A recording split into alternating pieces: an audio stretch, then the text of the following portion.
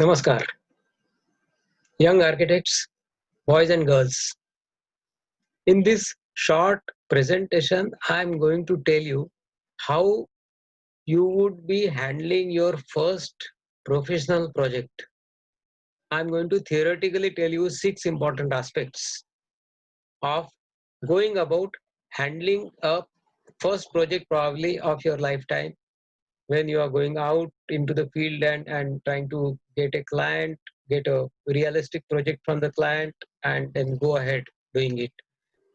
Yeah, these are the 6 important aspects that one need to keep it in mind while designing a project, which is a realistic project.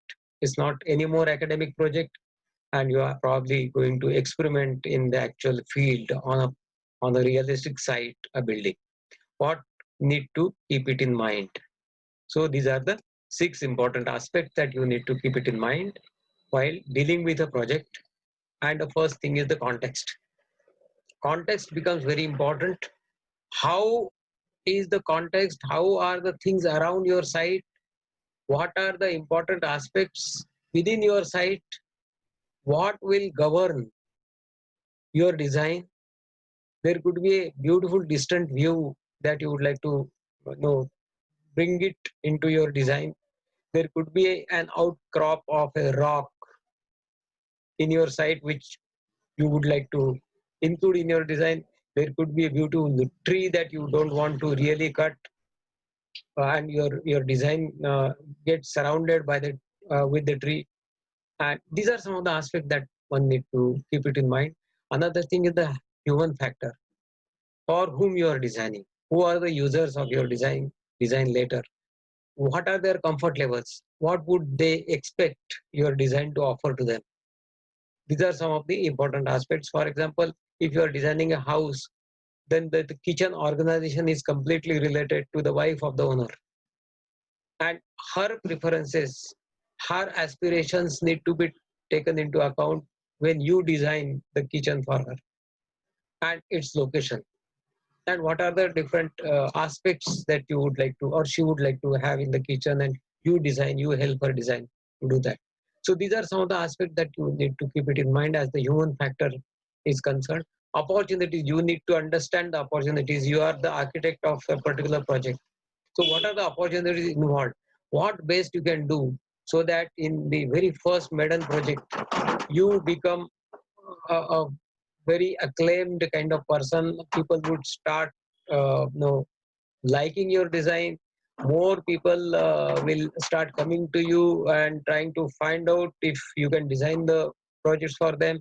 So you actually is the person who keeps the ball rolling as far as the professional work is concerned.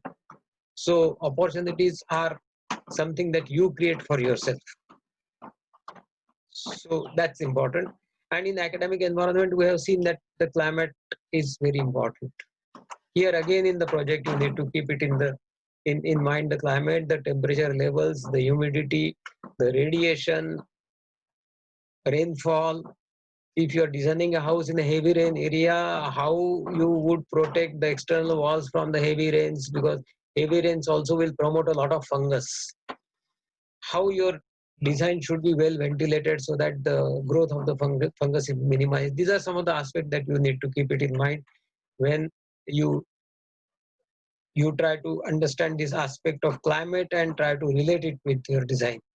Function is another aspect. Your building should be radiating its function to the layman.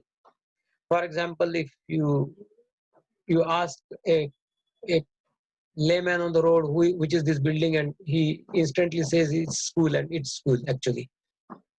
So a hospital should look like a hospital, an auditorium should look like an auditorium from a distance, and a 9 out of 10% should say it's an auditorium or it's a hospital. Now what is that which clicks in the mind of a ordinary person that it is that building? No, those things are called the functions of a building, and the functions of a building need to be understood very well by you and expressed into your design. So this is about the function and the limits. What are the limits of the site, what are the site constraints, what are the design development constraints. Within these constraints, one need to work and make your design in such a way that uh, people like, your client tells the other friends that, look, this is my architect, and this is the building that he has designed, and other friends also say, oh, interesting building. I too have a project, and let me consult your architect. That's how, by word of mouth, your good work starts getting recognized, and more professional works will start coming to you. So this is how you need to actually go ahead, work, put your best foot forward, try to understand, learn, unlearn, and relearn what has been taught to you academically before.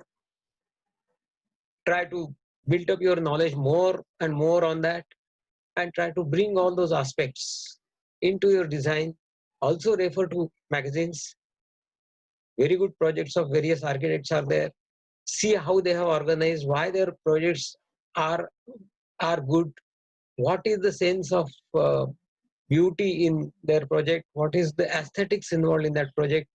Try to make your own notes, try to make your own sketches, try to look at your sketches and find out how these sketches and these ideas from your own generated sketches come to your design later at a appropriate stage, with and with an appropriate opportunity.